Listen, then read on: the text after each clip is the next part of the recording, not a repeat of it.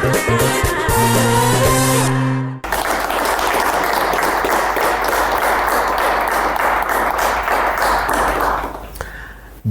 በላቸው አሰፋ ባለትዳርና የአንድ ልጅ አባት ሲሆን የኔክስት ጄነሬሽን ሚዲያ እና ፕሮሞሽን መስራችና ስራ አስኪያጅ ነው። በሆሊስቲክ ቻይልድ ዴቨሎፕመንት ሁለተኛ ዲግሪ፣ በሶሺዮሎጂ ሁለተኛ ዲግሪ እና በስነ ጽሁፍና ቋንቋ ጥናት የመጀመሪያ ዲግሪውንም ሰርተዋል። በልጆችና ወጣቶች እድገት ጋር በተያያዘ በተጋባዥ እንግድነት በቴሌቪዥን፣ በራዲዮ፣ በጋዜጣና በመጽሔት እንዲሁም በማህበራዊ ሚዲያ ሙያዊ ትንታኔዎችን እየሰጠ ይገኛል ይላል የመጽሐፉ የጀርባ ሽፋን። ከፊት ምን አለ ጸግዬ? ከፊት ደግሞ ምን አለ መሰለ የልጆች መቀመጫና ጠረጴዛ፣ ወንበርና ጠረጴዛ በተለያዩ ከለር እና የልጆች እንደሆነ ያስታውቃል። ከለርፉል ነው እና ክቡር ልጆች እንግዲህ ከወጣ ወራት ይመስለኛል አሁን ሁለተኛ እትሙ ላይ ደርሷል። የልጆችን ስነ ልቦና ለመገንባትና የስሜት ስብራት ለመጠገን የሚረዱ ቁልፍ መንገዶች ይላል ብርሃኑ በላቸው ጋዜጠኛ። ዛሬ የመጽሐፍ እንግዳችን ነው። እስኪ ብሬን ቆመን እንቀበለው በደስታ።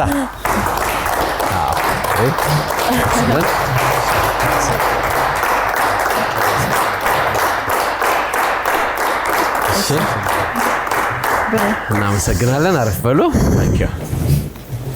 ብርሃኑ በላቸው እንግዲህ እንኳን ደህና መጣ። ጋዜጠኛ፣ ከዛም በኋላ ደግሞ በተለያዩ ስራዎች ላይ ተሳትፈሃል። በኖርዌይም ሀገር ቆይታ እንደነበረ እናውቃለን።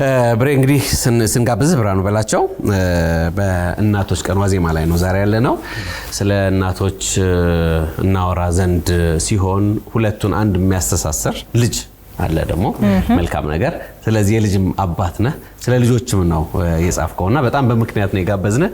ስላየንህ ስላገኘንህ በጣም ደስ ብሎናል። በድጋሚ እንኳን በሰላም መጣ። እኔም በጣም ደስ ብሎኛል ስለጋበዛችሁኝ። በመገኘቴም እንደዚሁ ለእናቶች፣ ለሀያቶች እንዲሁም ሲንግል ማም ለሆኑት ከራሳቸውም ከልባቸውም ለወለዱት እንኳን አደረሳችሁ ማለት ፈልጋለሁ። ብሬ እንግዲህ ስላገኘው ደስ ብሎኛል። ያው የቀድሞ ባልደረባ በተለይም የቅርብ አለቃ ኤዲተር እና ዛሬ ለመጠየቅና ለመጠየቅ ስለበቃን ደስ ብሎኛል። በድጋሚ ስላገኘው እኔም በጣም ደስ ብሎኛል ጸግዬ። ያው ጋዜጠኛ ሲጠይቅ እንጂ ሲጠየቅ ችግር ነው፣ ግን ስላየዋችሁም በጣም ደስ ብሎኛል። የምወደውም የቅዳሜ ፕሮግራም ነው። እዚህ ለመገኘት ለኔም ክብር ነው። በጣም አመሰግናለሁ። ዛሬ አክብራለሁ። ብሬ እንግዲህ ክቡር ልጆች መጽሐፍህን ለንባብ ካበቃህ በኋላ በብዙዎች ዘንድ በጣም ተወዷል። አሁን ሁለተኛ እትም ላይ ደርሷል። ግን እንግዲህ ከዚህ ቀደም መጽሐፍ አልጻፍክም አይደል? የተለያዩ አርቲክሎች ከመጽሐፍ ውጪ የተለያዩ አርቲክሎች። ግን አሁን ልጆች ላይ ተኩረህ ይሄንን መጽሐፍ ለመጻፍ እንደው ምን አነሳሳ ወይም ደግሞ ምን ትኩረትህን ሳበው? ከዛ እንጀምር እስኪ። እንግዲህ ልጆች ላይ ለመስራት እውነት ለመናገር እቅዱም ፕላኑም አልነበረኝም። ልጅ ስትወልጂ የልጅን ነገር ሞር ትረጃለሽ እና ባለቤቴ ዘውዲቱ ትባላለች። አንድ ቆንጆ ልጅ አለችን ሩት ትባላለች። እንደው ከቤቴ ነው እኔ አክቹአሊ ለልጅ እንደዚህ ይሰፋል የሚል ሳይሆን እንደው ልጅ ስትወልድ ትሳሳለ፣ እንደው ሞር ታነባለ፣ ትጠነቀቃለ፣ ኃላፊነትም ይሰማሃል እና እቤቴ ውስጥ እየሰራ እንግዲህ በህይወት ምዕራፎች መልካምም ክፉም ይገጥምሽ የለ እና ታፍ ታይም ላይ የወጣንበት ነው እና ከህይወቴ ቆርሼ ያቀረብኩት እንደው በጥናቶችም በሌሎችም የተደገፈ ሳይውም ደግሞ እንዳልሽው በወር ውስጥ ነው ሁለተኛ እትሙንም ራሱ የታተመው። ተቀባይነት ማግኘቱ ደግሞ ሞር እኔንም ያበረታታኛል። ይሄ ነው እንግዲህ ዋናው ምክንያት። ልጅህ በኖርዌይ ቆይታ ነው የተወለደችው ወይስ እዛው ነው? እዛው ተወልዳ አሁን ሙሉ በሙሉ መተናል ከ10 ዓመት በኋላ። መልካም። ስለዚህ ምክንያት ስትሆነ ማለት በምን ምክንያት እንዴት መጠንቀቅህ ማሰብህ ወይስ የተለየ ምክንያት አለ? እንግዲህ ምን ይሆናል መሰለኝ ጽጌ፣ ልጅን ስታሳድጊ እኛ ያድግንበታል።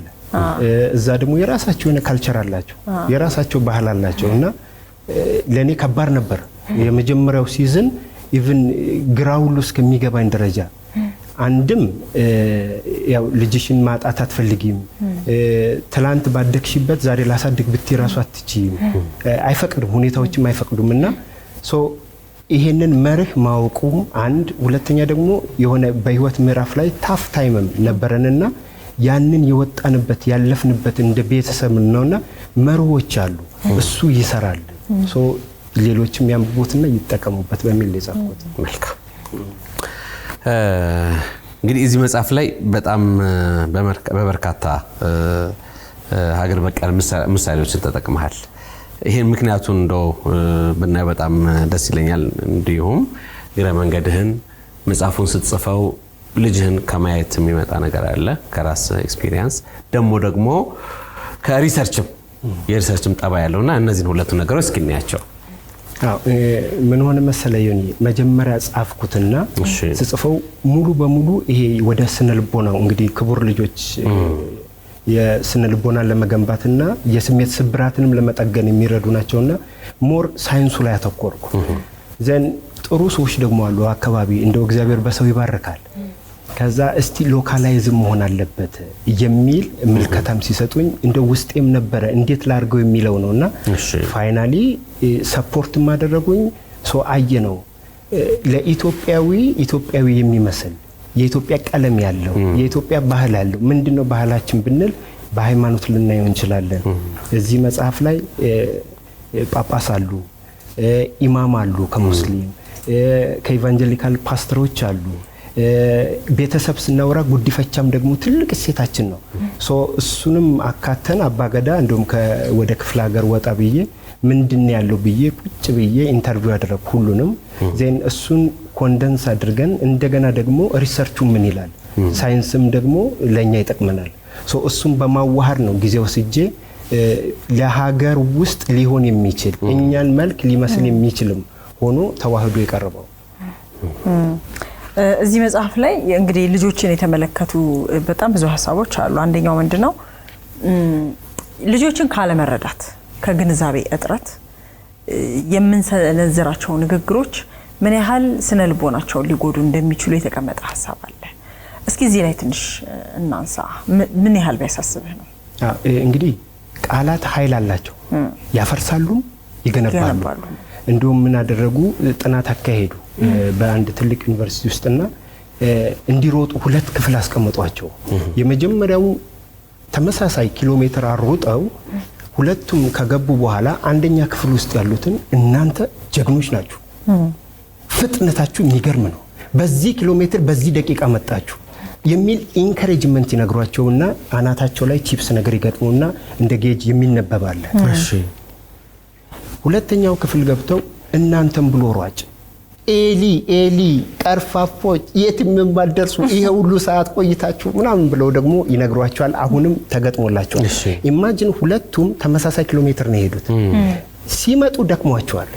የሚገርመው የጥናቱ ውጤት ሲመጣ እነዛ የተበረታቱት የደከመ ኃይላቸው ፊዚካሊ ኃይልና ጉልበትን አገኙ ይላል። የደከመ ጉልበት አቅም እንኳን ቃላቶቻችን ኃይልና አቅምን ይሰጣሉ። እነዛ ደግሞ በድካም ላይ ሌላ ድካም እንትኑ ዝቃለ ይላል። ምን ለማለት ነው? እኔ እወድሻለሁ ስላት ልጄ እኔ አከብርሻለሁ እኔ እኮራብሻለሁ ሲል ህይወትን ነው የሚቀይረው። አንዱ እንደው መጽሐፍ ላይ ተጠቀሳለ። ያው በዩኒቨርሲቲ ሌቨል ላይ ሆኖ እንደው ግርግር ሲሆን ወደ ክፍለ ሀገር ሄዳል። ስሙ እንዲጠቀስ አልፈለገም፣ ግን ስቶሪ መጠቀም ትችላለህ ብሎ ነው አማክሮኝ ነው። ምን ይሉታል? ወደ ክፍለ ሀገር ከሄደ በኋላ አንተኮ አይናችን ይሉታል አክስቱ። ይሄ ቃል ህይወትን ቀየራል። እኔ አይኔ እኔ ብሌን ነኝ አስፈላጊ ነኝ አለ። አስፓልት ሲሻገር አይና ቁም ይላል ለራሱ ሲላል። እና አንዳንዴ በልጆቻችን ላይ የምናውጀው ህይወትን ወደ ሌላ አቅጣጫ ያመጣልና ምናልባት በልጆቻችን ላይ የምናውጀውን እንደው ጥንቃቄ ብናደርግ መልካም ዘር ሲዘራባቸው ያንኑ መልሰን የምናጭደው። ስለዚህ ቃላት ኃይል አለው። ለዚህ ነው እዛ ውስጥም ትንሽ ተንተን ያለ ጽሁፎች አሉ። ምን አይባለው አባትነት ድምጸት ውስጥ ራሮት ለልጅ የምትራራው ነገር የምታስበው ነገር እሱን ሁሉ ነው ማያዩ ነው። አሁን ይሄ በጣም ብዙ ህፃናት ባሉበት ይሄን ነገር ብትናገር ስለዚህ ስለ መጽሐፍ ብታወራ እንዴት አድርገህ አይምሯቸውን በበጎ ልትገባ እንደምትችል አስባለሁ። ለምን አንዳንድ ጊዜ እኮ አንዳንድ ሰው ነገር ይገንበታል የሚባል ሰው አለ አይደል? የዋህ ሆኖ ግን ንግግሩ ላይ ጠንከር የሚል ሰው አለ። ሰው አሁን አንተ ፍሎ ለልጆች የሚመች ነው ልልህ ነው። እኛም እንዲያ ሆነን እያዳመጥን ነው። ብሬ እዚህ መጽሐፍ ላይ የቤተሰብ በተለይ የስሜት ቁርኝነትን ወይም ደግሞ ኢሞሽናል አታችመንትን በተመለከተ ያሰፈርከው ነገር አለና እስኪ ባጭሩ እንወያይበት። ይሄ ቁልፍ ነው። ዮኒ ምን አለ መሰለ ልጆች ሲያድጉ ሆሊስቲክ ይሄ ሁለንተናዊ እድገታቸው ነው። ከሱ ውስጥ አንዱ አንኳር የስሜት ትስስር ነው። የስሜት ትስስር እንግዲህ ከመወለዳቸው በፊት የሚጀምረው እንደውም ዛሬ የእናቶች ቀን አይደል? በአሪዞና ስቴት ዩኒቨርሲቲ የተጠና ጥናት እንግዲህ ጽንሱ የእናት ሆድ ውስጥ ሆኖ እንኳን ኢንቲሜሲው አለ፣ ቁርኝቱ አለ። ቁርኝቱ አሁን እናት ለልጇ ምግብን ትሰጠዋለች፣ ለእድገቱ ይፋፋል። የሚገርመው ይሄ ጥናት ግን ዲስከቨር ያደረገው ምንድነው? የልጁ የጽንሱ ሴል እናትን ከተለያዩ በሽታ ፕሮቴክት ያደርጋታል። በፕላዜንታው በኩል ይሄድና ወደ አእምሯ፣ ወደ እግሯ፣ ወደ ምኗ። ለዚህ እኮ ነው እርጉዞች ብዙ ጊዜ መድኃኒት እንዲሰጣቸው ሪኮመንድ አይደረግም። ሶ አታችመንቱ የሚጀምረው ገና ከውስጥ እያለ ነው። እናትን ጽንሱ ሰፖርት ያደርጋታል። እናት ያኛውም ደግሞ እንደዚሁ ተመልሶና ከተወለደም በኋላ የመጀመሪያ ደረታቸው ላይ ቁጭ የሚለው ይሄ ቦንዳቸውን እርስ በርስ ያለውን ትስስር እንደውም ኦክሲቶሲን የሚባል ሆርሞን አለ። እሱ ይመነጫል። እረፍ ትላለች። ከድካም በኋላ ነው የመጣችው። በዚህ ተጽናናለች። ልጅም ከዛ ከወጣበት ጀምሮ እንግዲህ ከታች ቴራፒ እንደምንለው ነው። ከሱ ነው የሚጀምረው ቦንዱ። ከዛ በኋላ ያለው አሁን ምንድነው የሚሆነው? ብዙ ጊዜ ለተለያየ ክራይሲስ በተለይ የመጀመሪያው 5 ቀን 5 ዓመት በጣም አስፈላጊ ነው። በኋላ ለምናጭዳቸው ከጎረመሱ በኋላ እንደዚህ ነገር ብዙ ነገሮች የምንለው አለ። በዛ ጊዜ ያለው አታችመንት ግን ምን ያደርጋቸዋል? ሰልፍ ኮንፊደንስ እንዲኖራቸው፣ በራስ እንዲተማመኑ፣ ራሳቸውን ችለው እንዲቆሙ፣ ለሌሎች እንዲተርፉ፣ ራሳቸውን ኤክስፕረስ ማድረግ እንዲችሉ። ለምን? አታችመንቱ አለ፣ ተቀራርበዋል። እና ይሄ የስሜት ትስስር ደግሞ ሳይኖር ሲቀር ኢሞሽናል አንአቬይላቢሊቲ እንለዋለን። ይሄ ደግሞ በጣም ይጎዳል። ልጁ አለ፣ ቤተሰብ አለ፣ ግን ኮኔክት አደሩ እቤት ውስጥ ሆኖ ባይተዋርነት ይሰማዋል። ይሄ ደግሞ ለምን ያደርገዋል? ኋላ ላይ ብቸኝነትን ይመርጣል፣ ራሱን ገሸሽ ያደርጋል። ኢቭን እኔ ራሴን ብገልጽ ሌላው ሰው ይቀበለኛል ወይ ወደሚል አልሰማም። ለምን ቢናገር አታችመንት የለማ። የውስጡን ኤክስፕረስ ሲያደርግ ነው እኮ ፊሊንጉን ሲገልጥ ነው። ስለዚህ ያ አታችመንት ግን ያለበት ቤተሰብ ግን ጠንካራና ኃያል ትውልድን ማፍራት ይችላል። ሶ ይሄ የስሜት ትስስሩ በጣም ለልጆች እጅግ አስፈላጊ ነው። በዛ ሰዓት የተሰራ ኋላ ላይ ችግርን የመቋቋም ሪዚሊያንት የሆነ ስብዕናን እንዲለብሱ ያደርጋቸዋል። እውነትህን ነው። እስኪ ደግሞ ትንሽ ከፍ ሲሉ ደግሞ ልጆች በጣም ብዙ ጥያቄዎች ይጠይቃሉ። ይሄም ሀሳብ እዚህ መጽሐፍ ላይ አለና ልጆች የሚጠይቁትን በጣም ፈታኝ የሆኑ ጥያቄዎችን እንዴት ነው መመለስ ያለብን? አንዳንዴ እኮ ይሰለቸናል አይደለ? በቃ ምናምን እንላለን። እና እስኪ እዚህ ሀሳብ ላይ ደግሞ ትንሽ እንግዲህ ይሄ የእድገት ምልክት ነው። አንዳንዴ ምን ይሆናል? ልክ የልጆች እድገት ይባላል እስከ 9 ዓመት ድረስ እንደ ሰርቬላንስ ካሜራ ነው። ሰርቬላንስ ካሜራ ምን ያደርጋል? ሁሉን ሪከርድ ያደርጋል፣ ዳታ አድርጎ ያስቀምጠዋል። እኛ ስንፈልግ ነው የምናወጣው። አሁን በዛ ሰዓት ያላቸው የማይንድ ሴት ይሄ ኮንክሪት የሚባል ነጭ ከተባለ ነጭ ነው፣ ቢጫ ከተባለ ቢጫ ነው። ልክ 12፣ 13፣ 14 ላይ ሲደርሱ እንደየተለያየ እድሜ ምዕራፍ አንዳንዱ ፈጠን ይላል። ሲደርሱ አብስትራክትን እንትን ማድረግ ይችላል። ቲንክ የአስተሳሰብ ውቅራቸው ራሱ ይሄ ውስብስብ ነገሮች ማገናኘት ይጀምራሉ። አሁን በዛ ሰዓት ላይ ቤተሰብ ምን ይላል?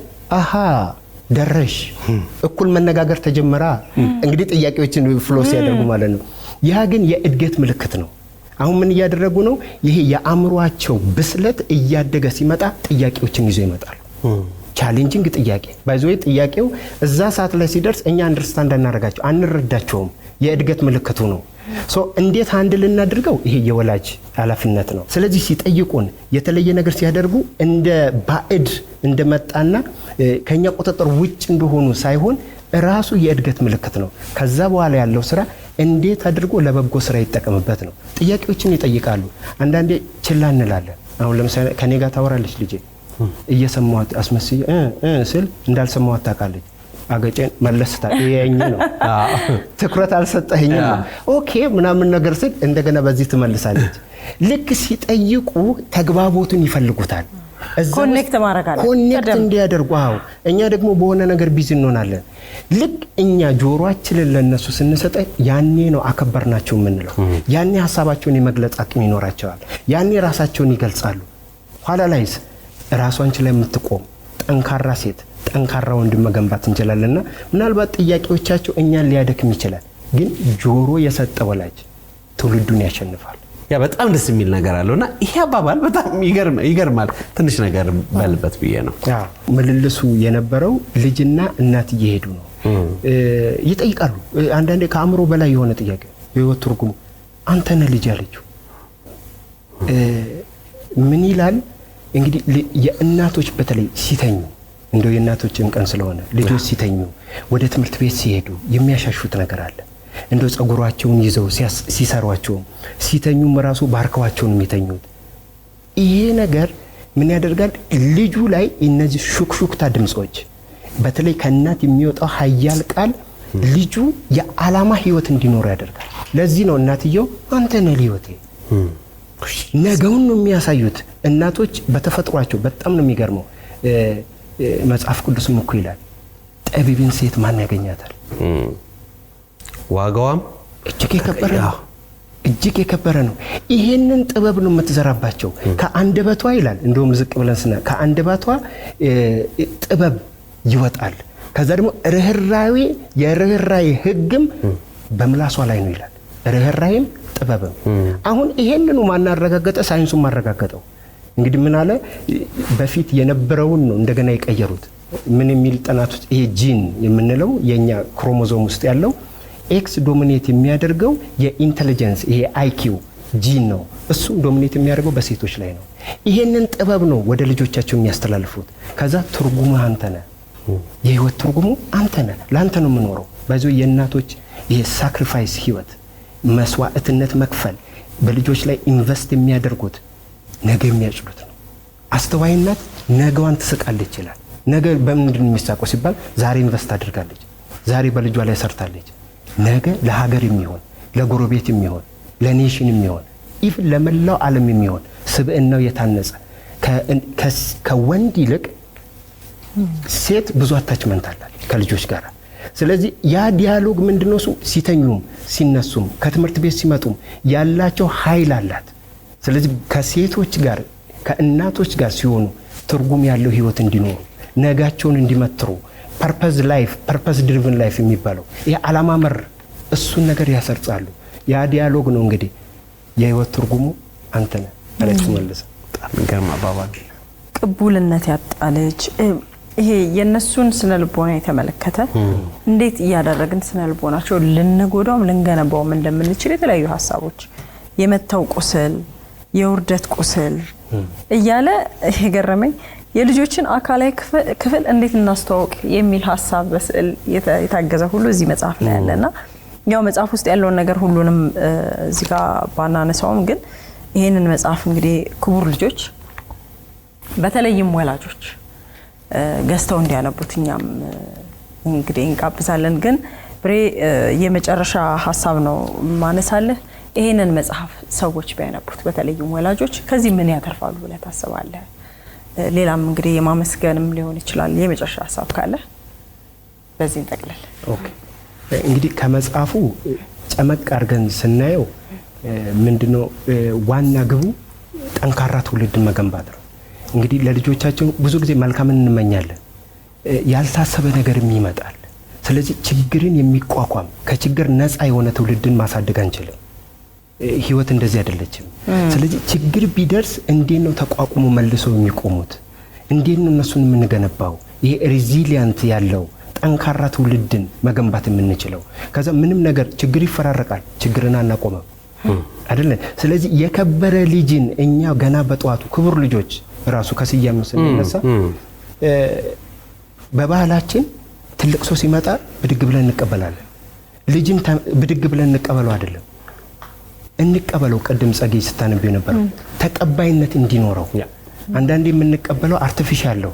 ጎበዝ የሆነን ልጅ ትልቅ የሰራን ልጅ ወይ ደግሞ እኔን ይመስላል ብለን የምናደላው ነገር አለ። ሁሉ ግን ልጅ ነው። እንኳን ከአብራካችን የወጣ የጎረቤት ልጅንም እኮ በጋራን የምናሳድገው ባህላችንም እንደዛ ነው። ስለዚህ ልጆችን እንስማቸው፣ እንቀበላቸው፣ በእነሱ ጫማ ውስጥ ሆነን ደግሞ እንረዳቸው። ይሄ ሲሆን ልጆችን እናከብራለን። ያከበርነው ልጅ ነገኛን ያከብረናል። ያከበርነው ልጅ የከበረ ሀገርን ይሰጠናል። ስለዚህ ከዚህ የተነሳ ነውና ምናልባት በተለያየ ነገር ውስጥ ያሉ ቤተሰቦች እንዶ ያንብቡትና እንዶ ልጆቻቸውን ሰላም እንዲጠብቁ፣ አንድነታቸውን፣ ፍቅራቸውን እንዲያዳብሩ ክቡር ልጆች እንዲያነቡ ጋብዛለሁ። ዋው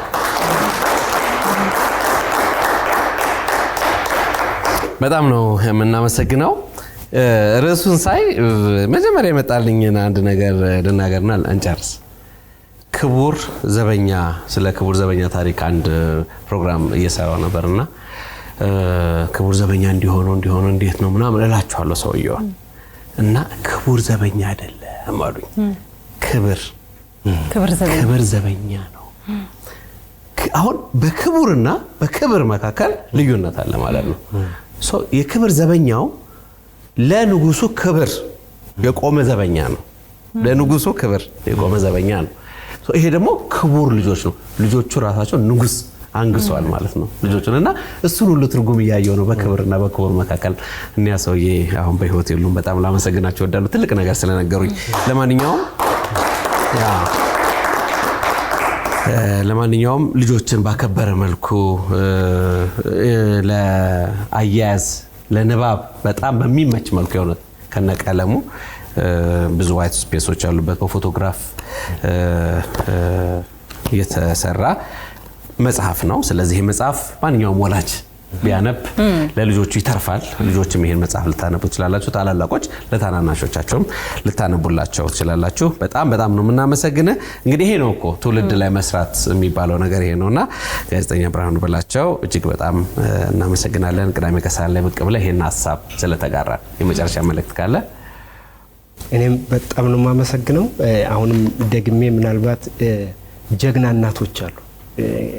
ጀግንነት ነው ልጆቻቸው ላይ ኢንቨስት የሚያደርጉ ራሳቸውን በብዙ መስዋዕትነት የሚያሳድጉ እነሱ ያው እንዲከበሩም ነው ላሳደጉኝ።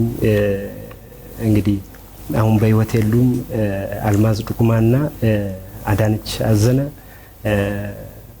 የነሱ ትውስታ ጣፋጭ ነው። በህይወት ባይኖሩም ይሄ ሜሞሪው ውስጥ አለና እነሱ ማሰብ ፈልጋለሁ። በህይወት ያለች እናቴ ደግሞ ጠቢብ ነች፣ ትብለጥ ትባላለች። ሌሎችም ደግሞ እንደዚሁ ደግሞ ውዷ ባለቤቴ ዜድዋ ሁለት ባንድ እየተመራው ነው ዮኒ ጄምስ ልጅ ለመላው ጸግዬና እንደዚህ አድማጮች ለመላው የኢትዮጵያ በአገር ውስጥም በውጭም ያላችሁ እንኳን ለእናቶች ቀን ዋዜማ አደረሳችሁ። ብሬ እንግዲህ ዛሬ እኛም በእናቶች ቀን ዋዜማ መተ ስለ ልጆች ይሄንን የመሰለ ጊዜ እንድንወያይ ስለሰጠን በጣም አድርገን ነው የምናመሰግነው። እንግዲህ ብሬን ለቀደም ቆመን ተቀብለው ነው ነበር ቆመን እንሸኘዋለን ማለት ነው። መልካም እሺ፣ እናመሰግናለን። ውድ የኢቢኤስ ቴሌቪዥን ተመልካቾች፣ ይህ በስክሪኑ ላይ የምትመለከቱት ትክክለኛው የፌስቡክ አካውንታችን ነው። እንደተለመደው በፕሮግራሞቻችን ላይ ያላችሁን ገንቢ አስተያየት እየጻፋችሁልን ላይክ እና ሼር ማድረጋችሁን ለማስታወስ እንወዳለን። ኢቢኤስ ቴሌቪዥን የርሶ ቀዳሚ ምርጫ።